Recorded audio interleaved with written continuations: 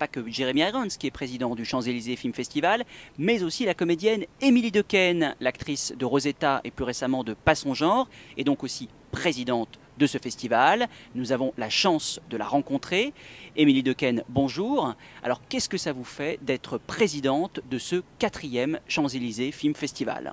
Ça fait grande impression d'être présidente du Champs-Élysées Film Festival. Et j'avoue que quand on m'a proposé ce poste, au départ, je m'attendais à énormément de responsabilités. Et comme je suis pas mal occupée en ce moment, je dis ah non, je peux pas, je serai absolument pas à la hauteur. Puis on m'a rassurée. Et c'est vrai que président du Champs-Élysées Film Festival, c'est plutôt symbolique.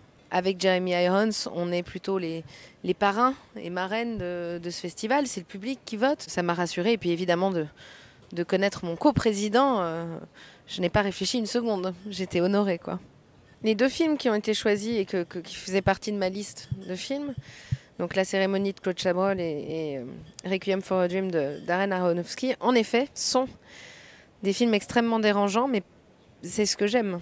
La cérémonie, évidemment, de par sa violence, de par son authenticité, l'atmosphère qu'on connaît de Claude Chabrol. C'est ce que j'aime, c'est ces metteurs en scène qui traversent l'écran et qui viennent vous chercher. Et à un moment donné, vous ne pouvez pas rester étranger au film que vous êtes en train de regarder. Le metteur en scène vient littéralement vous chercher et vous êtes ballotté avec les personnages en même temps qu'eux, quoi. Et c'est ce qui me plaît. Et évidemment, la cérémonie, il y a aussi Sandrine Bonner, Isabelle Huppert, et le choix n'est pas anodin, quoi. C'est juste 2 actrices qui me plaisent, qui me touchent et qu'à chaque fois je me plais à voir dans un film. Et Requiem for a Dream, là pour le coup, c'est vraiment l'exemple du fait qu'on ne peut pas rester assis tranquille dans son siège. Un film extrêmement accompli qui a marqué la fin de mon adolescence, que j'ai vu au cinéma pour le coup. Pas la cérémonie, mais Requiem for a Dream, oui. Je trouve que ce film est complet en termes de choix de mise en scène. Il n'y a aucun effet sur ce film. C'est vraiment le sujet qui a poussé, je pense, le metteur en scène à le traiter de cette manière-là, à choisir cette musique-là. Les acteurs sont juste incroyables. Et c'est un choc pour moi, ce film. Je trouve qu'il est parfait, quoi. Il est maîtrisé du début à la fin. J'adore ce film. Rosetta, ce film a compté pour moi parce que sans ce film, peut-être j'en serais pas là aujourd'hui. Ce film m'a réellement démontré que tourner des films était ce que je voulais faire. Ça a été une expérience incroyable. À perdre la raison, il représente pour moi le fait que j'ai réussi à aller au bout tout en me protégeant. Parce que j'avais eu une expérience assez difficile au théâtre avec Mademoiselle Julie, où après 100 représentations, je savais plus très bien si moi j'allais bien ou si c'était le personnage, etc. Et avant d'aborder le rôle de Muriel dans À perdre la raison, je me suis prouvé que j'étais capable d'aller vraiment à fond, tout en me protégeant. Et Pas son genre, le film de Lucas Belvaux. Lucas était un metteur en scène avec qui j'avais très envie de travailler. Et voilà, ça m'a ramené au personnage populaire, bien dans leur basket, heureux.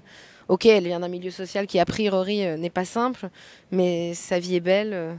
Elle a un magnifique appartement qu'elle aime, qu'elle chérit, elle est heureuse, elle aime la vie. Et j'avais besoin de ce genre de personnages.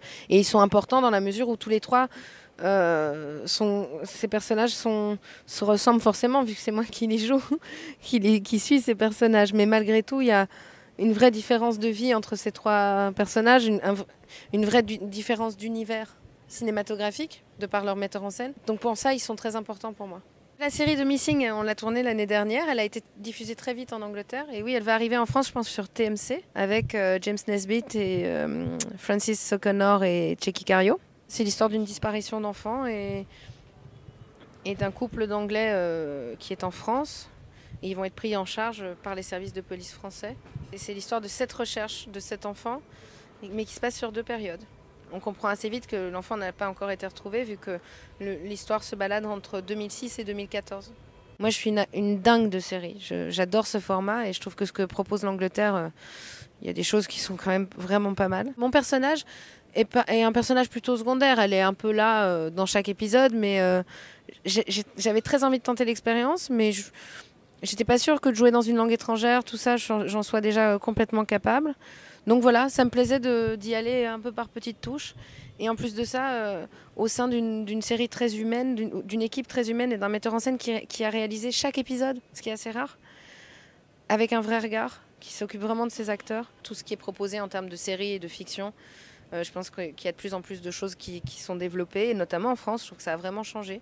Et j'espère que les barrières et le côté machin, c'est télé, c'est pas ciné, nanana. Enfin, moi, en tout cas, je suis la première à me battre contre ça. Moi, je pars dans 3 jours à Lyon et je vais faire un épisode pour la série Accusée pour France 2 que je trouve vachement bien. Et j'en ferai d'autres encore parce que je trouve que c'est une façon de rencontrer déjà beaucoup de spectateurs tout de suite. Tout le monde ne va pas au cinéma. Et c'est pas parce qu'on travaille pour la télévision qu'on veut faire les choses moins bien. Je trouve que c'est ridicule. Ça reste une histoire, ça reste des personnages, un regard de metteur en scène sur un support qui est juste différent. Parfait, merci beaucoup. De rien.